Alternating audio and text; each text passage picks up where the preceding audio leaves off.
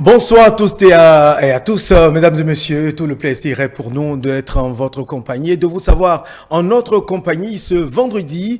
Oui, ce vendredi pour l'invité du soir, cette rubrique pour laquelle nous retrouvons le président, monsieur Irénée Agossa. Nous aimons bien l'appeler président. Monsieur Irénée Agossa, bonsoir. Bonsoir. Merci d'être là, de répondre toujours présent à l'invitation sur la rubrique du vendredi soir, l'invité du soir. Merci. Je pense que juste après la fête, c'est pour la première fois que nous nous voyons et que les téléspectatrices et téléspectateurs sont en train de nous suivre là.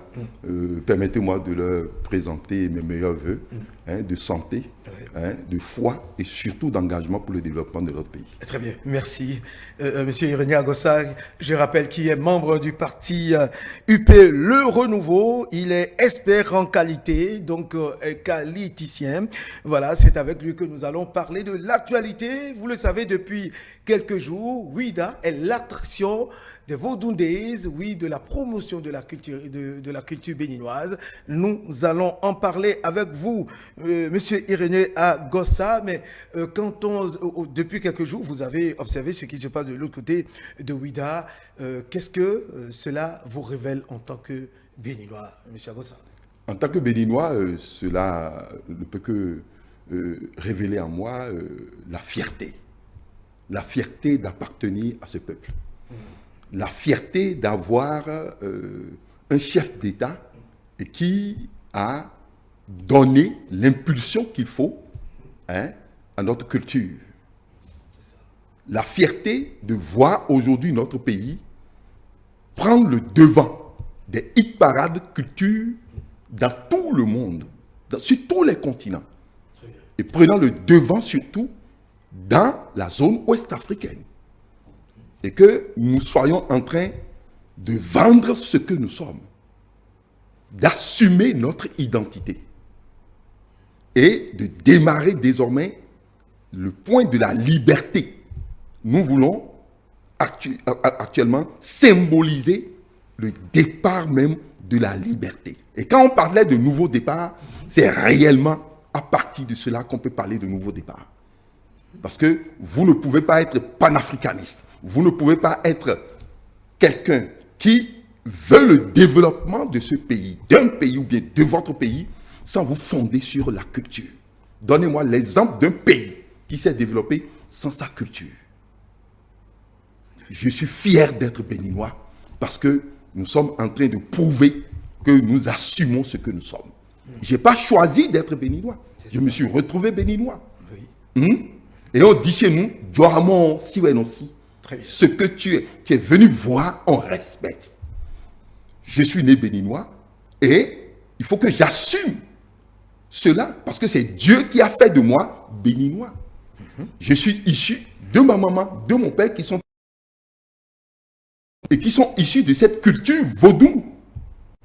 Pourquoi ne pas l'assumer? Si je ne l'assume pas. Vous le reconnaissez que vous êtes issu de la culture vaudou? Absolument. Si je ne l'assume pas, c'est que je ne suis pas ce que je suis. Contrairement à cette... Ma grand-mère est adepte vaudou.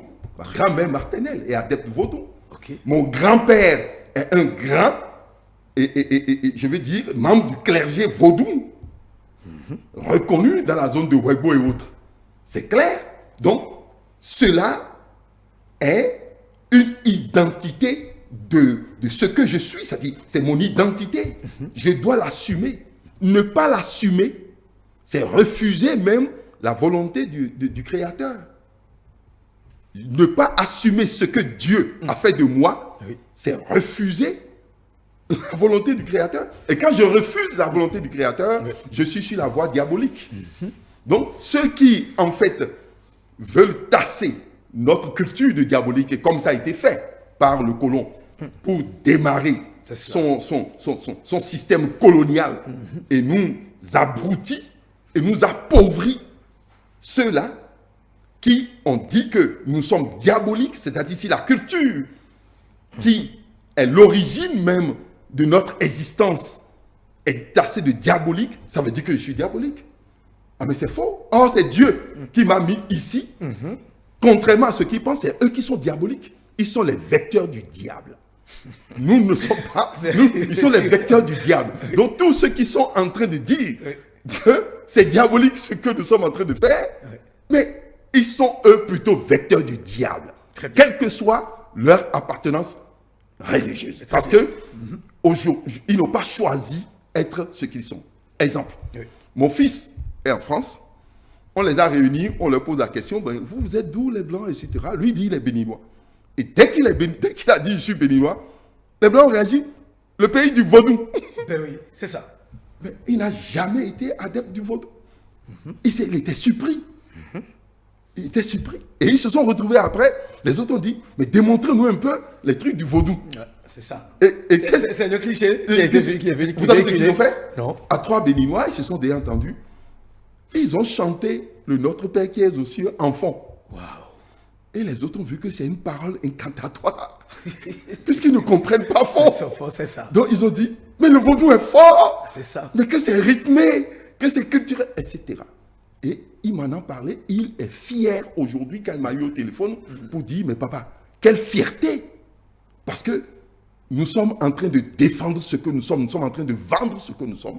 Il n'y a plus ce complexe. Très bien. Alors, quel parallèle faites-vous avec ce refus du colonialisme, avec le rejet, excusez-moi de le dire, c'est un parallèle que nous faisons avec le départ voulu des Français qui ont colonisé l'Afrique, avec ce que nous faisons aujourd'hui, comme le vaudou-déisme, et ce qui se répand un peu partout en Afrique. Quel parallèle faites-vous? Est-ce que l'heure a sonné pour que les Africains, et donc à partir du Bénin, que notre culture soit véritablement mise en exergue et non casée comme ça a été pendant des siècles? Chaque pays est en train de définir de la France. Donc d'autres ont vu qu'il faut arrêter la coopération militaire, etc., mais continuer avec d'autres types de coopération. Parce que les gens n'ont pas refusé les aides de l'Europe. De l'Europe, de la France. Donc, nous n'avons pas fait cette option. Oui. Donc, le problème ne se trouve pas dans le départ des forces françaises. Est-ce que c'est synonyme de oui, ça y est, laissez-nous promouvoir notre culture, notre identité? On n'a pas besoin de l'autorité des Français, de l'autorisation des Français, des Européens, ni des Asiatiques. Mais vous êtes béninois, il faut assumer ce que vous êtes. Je suis issu de la culture vaudou. Il faut simplement l'assumer. Est-ce que j'ai besoin de l'autorisation d'une autre personne qui revendique sa culture avant d'assumer ce que je suis? Non. Non. Ceux qui lisent ça à cela n'ont pas compris.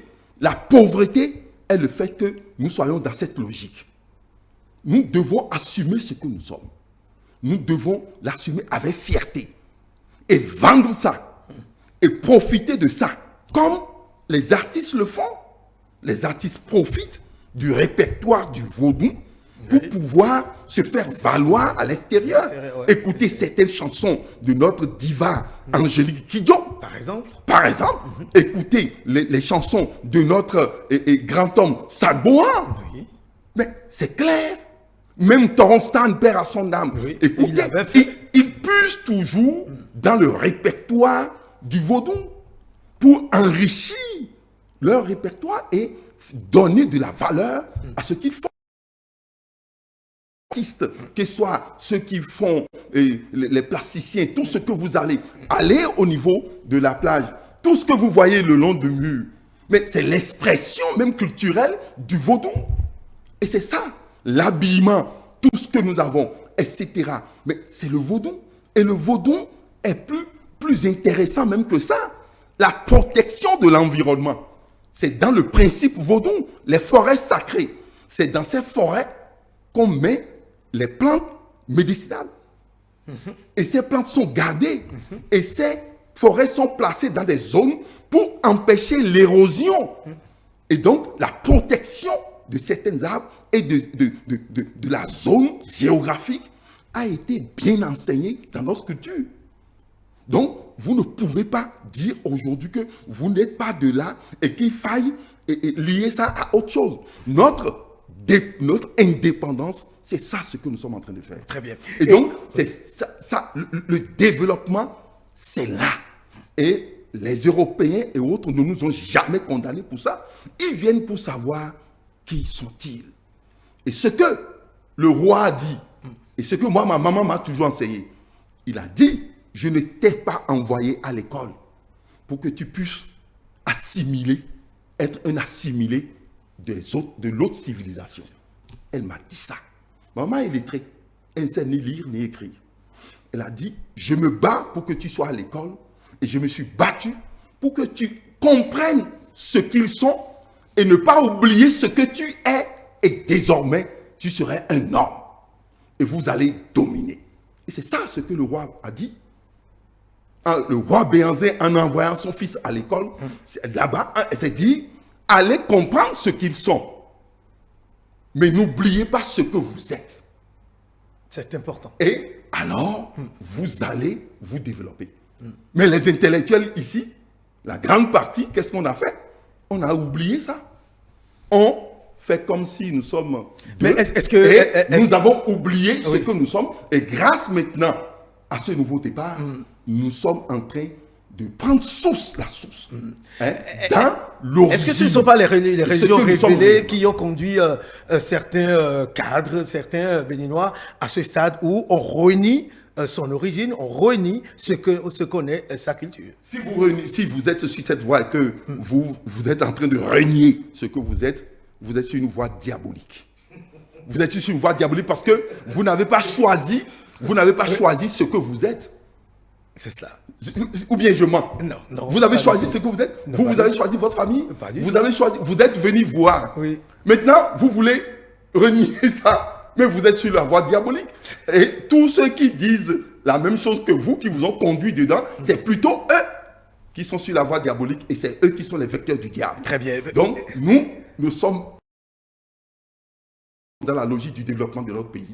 Et aujourd'hui, nous sommes fiers. Le Bénin, berceau du vaudou. Et nous sommes en train de faire, c'est-à-dire la publicité de ce qui est l'originalité du Bénin. Est-ce que quand vous allez suivre les Egungun, ça veut dire que vous êtes adepte Egungun? Pas du tout. Pas du tout. Quand vous suivez le spectacle des mamies, par exemple. Est-ce que vous êtes de leur jeu-là? Soyons sérieux. Très bien. Ça ne veut rien dire. Et quand on voit ce beau spectacle, le monde qui vient, mais tout cela, chacun a sa foi. Et ça encore, c'est la richesse du vaudou. Le vaudou n'a jamais refusé la cohabitation, la coexistence. La preuve. La preuve. La preuve. Allez à Ouida, en face de la basilique. De la basilique. Le temple du Python. Mais qui était là avant eux? C'était Pluton. Le temple du Python. Qui était là. Mais ça n'a jamais créé de problème. Très bien. Donc, nous sommes sur la bonne voie. Et tous les Béninois devaient aller se ressourcer là-bas. Et dire, enfin, nous avons retrouvé ce que nous sommes. Les vaudous disent, M. René Agossa, doivent être perçus comme source d'unité nationale, source de cohésion nationale. Est-ce que vous faites la même lecture? Absolument. Puisque si nous nous retrouvons tous et que nous sommes d'accord que notre origine est de là, c'est une base de l'unité nationale et de la cohésion sociale. Donc le vaudou ne connaît pas opposant, ni mouvancier, etc. Non, ceux qui disent qu'ils ne se reconnaissent pas de leur culture, ben, ils n'ont qu'à aller en Europe. On leur dit de s'assimiler. On leur dit qu'ils doivent être assimilés à la civilisation judéo-chrétienne. Vous ne suivez pas le débat en France aujourd'hui? C'est ça. Ils vont dans le système des Arabes. On leur dit, vous devez être arabe. Vous devez vous assimiler. Tu dois porter les voiles, tu dois faire tout ce que tu veux. Mais chez nous, tu dois être ce que tu es. Et malgré ce qu'ils font, même s'ils sont assimilés, quand le blanc les voit, et quand tu dis tu es béninois, on dit tu es du pays de Vaudon. Donc, sans porter les perles, bien sûr. Sans porter de perles. Nous sommes de là, c'est notre identité. Il faut l'assumer. Et c'est ça ce que nous sommes en train de faire. Et dès que nous l'assumons, nous assumons la spécificité de ce pays. Nous sommes un pays exceptionnel. Et dès que nous l'assumons, nous sommes liés nous sommes liés. Ce ciment fait de nous une nation. Et ce ciment fait de nous un peuple. Et qui se retrouve dans une république. Et là, vous abordez les impacts vous avez la cohésion et l'unité nationale. Oui. C'est ça. Sans cela, dites-moi comment on peut être unis. Et ce n'est pas pour rien que le colon, le sachant, a bien mis l'accent là-dessus pour détruire et nous désunir. Et faire de l'Afrique un continent morcelé. Or, ce qui doit nous unir, c'est cette essence. Ce qui est essentiel en nous. Et c'est ça, le Bénin a initié. Le Bénin a toujours initié et nous sommes les premiers à le faire. Et vous allez voir d'ici 2 ans, 3 ans, 4 ans, comment nous aurons l'émergence d'un autre type de Béninois et d'un autre type d'Africains.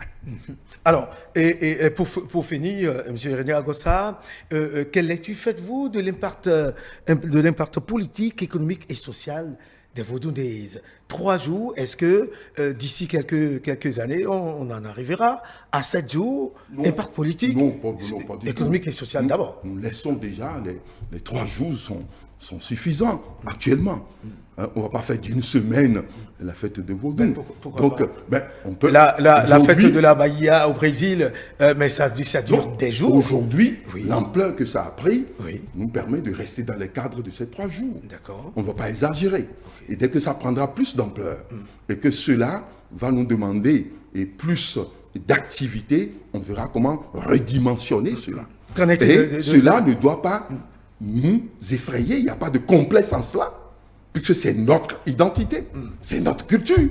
Ça n'a rien à voir avec les autres choses. Donc, même donner une semaine par rapport à la dimension que ça prendra, on le fera sans complexe. Mais aujourd'hui, nous sommes déjà dans 3 jours, ce qui est confortable. Et c'est un début. C'est un début. Et la conséquence politique est là. Oui. La conséquence politique, c'est que nous avons un ciment.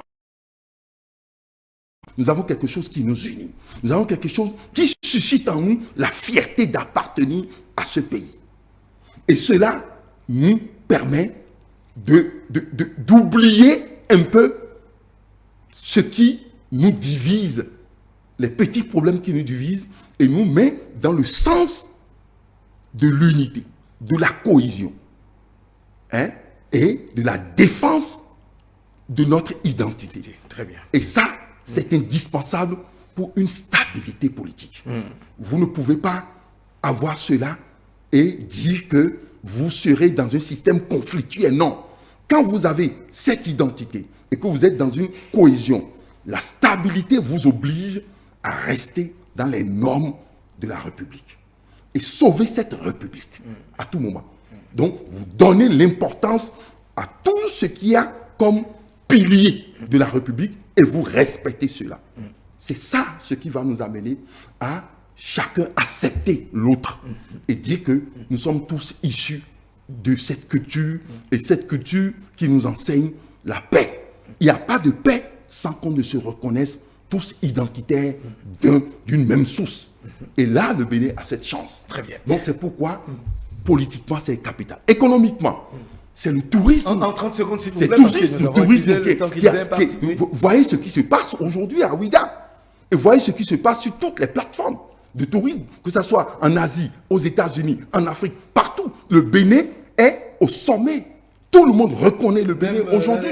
Trinidad, Tobago, c'est le Bénin qui est en haut. C'est des devises qui viennent. Les gens viennent s'installer. Les gens viennent connaître ce que ça veut dire. C'est important. Et sur le plan économique, nous avons les artistes qui vont bénéficier de ça, qui vont vendre beaucoup de choses. C'est une activité économique intense et que nous avons lancée. Ça, c'est inégalable.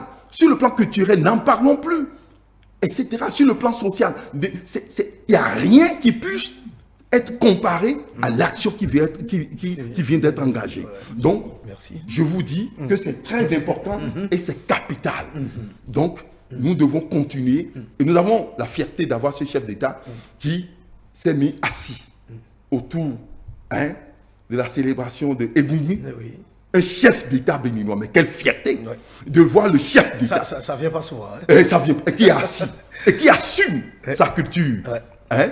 Et là, les mânes de nos ancêtres vont l'accompagner et vont accompagner ce pays. Merci beaucoup. Merci à vous, Monsieur Irénée Agossa. Je rappelle que vous êtes membre du parti UP Le Renouveau.